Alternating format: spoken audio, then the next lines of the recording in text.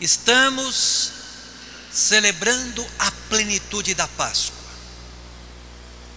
Liturgicamente, nós seguimos aquilo que São Lucas apresenta na primeira leitura. São Lucas associa a vinda do Espírito Santo com a festa de Pentecostes celebrada pelos judeus.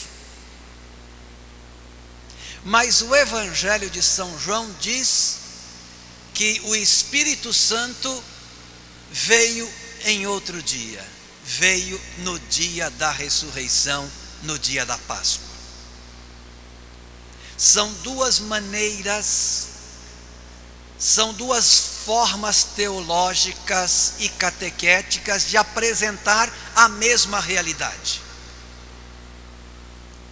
Antigamente as pessoas, para explicar as diferenças de São Lucas nos Atos e de São João no Evangelho, diziam: olha, minha gente, no dia da ressurreição o Espírito Santo foi dado de forma particular, só para os apóstolos.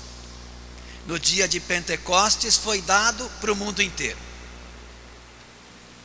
Outros até diziam: olha, no dia da ressurreição o Espírito Santo foi derramado de forma parcial, do Pentecostes de maneira plena e total.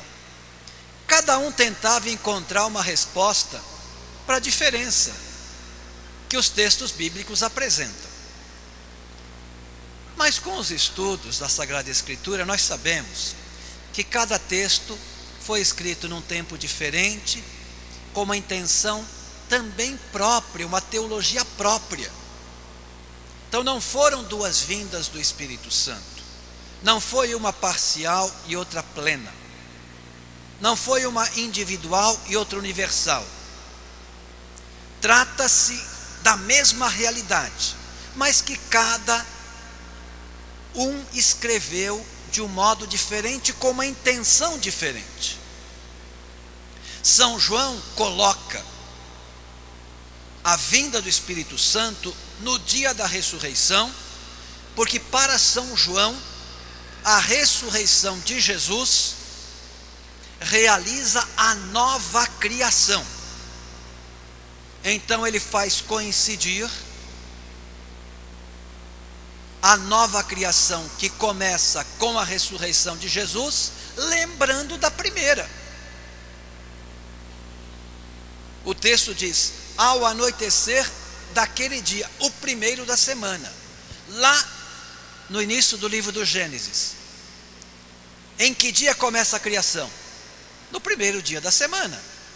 Ele então coloca para lembrar que aquela criação foi imperfeita. Em Cristo Jesus morto e ressuscitado, a nova criação é plenamente realizada. E vai colocar uma série de elementos lembrando das duas narrativas lá da criação.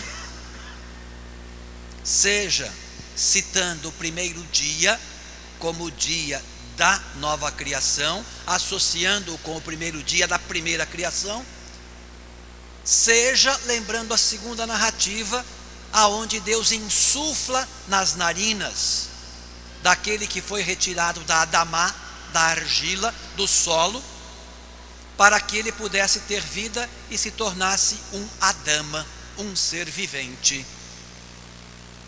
Então São João quer lembrar que em Cristo Jesus, morto e ressuscitado, começa a nova criação. A criação chega ao seu ápice.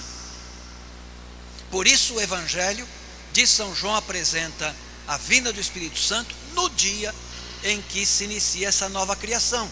Porque na primeira narrativa, o Espírito Santo estava presente no dia em que começa a primeira. Primeiro versículo da Bíblia diz: no princípio era Deus, isto é, Deus existia e o Espírito de Deus pairava. Quer dizer, o Espírito está na primeira, agora o Espírito tem que estar na criação elevada à sua forma plena e perfeita.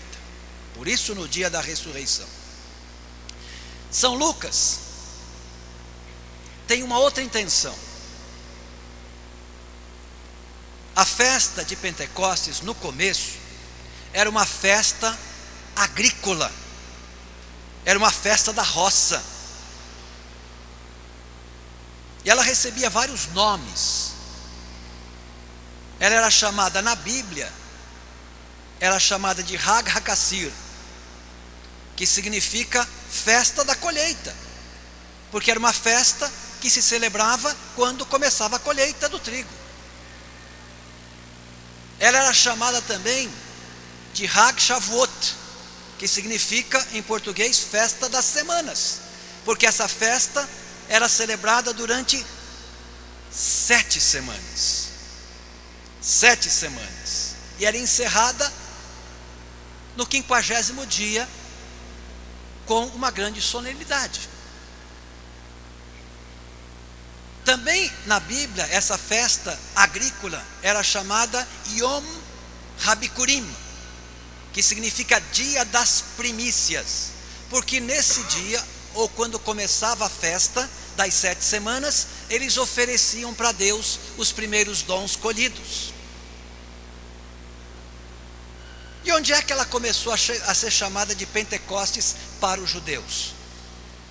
Quando o Império Grego, ali por volta do ano 330, começa a dominar o mundo então conhecido, e a língua grega entra em todas as culturas que estavam sob o jugo do Império Grego. Se a festa era celebrada durante 7 semanas e terminava no 50º dia, passou-se, utilizando a língua grega, a chamar essa festa de Pentecostes, porque em grego Pentecostes significa 50º. Só por isso. Essa festa que era agrícola no começo, depois que os judeus voltam do exílio da Babilônia, passa a ter um novo significado. Eles passam a celebrar o quê? Passam a celebrar a primeira aliança que Deus fez com o seu povo, depois de 50 dias de caminhada pelo deserto, lá no Monte Sinai, através de Moisés.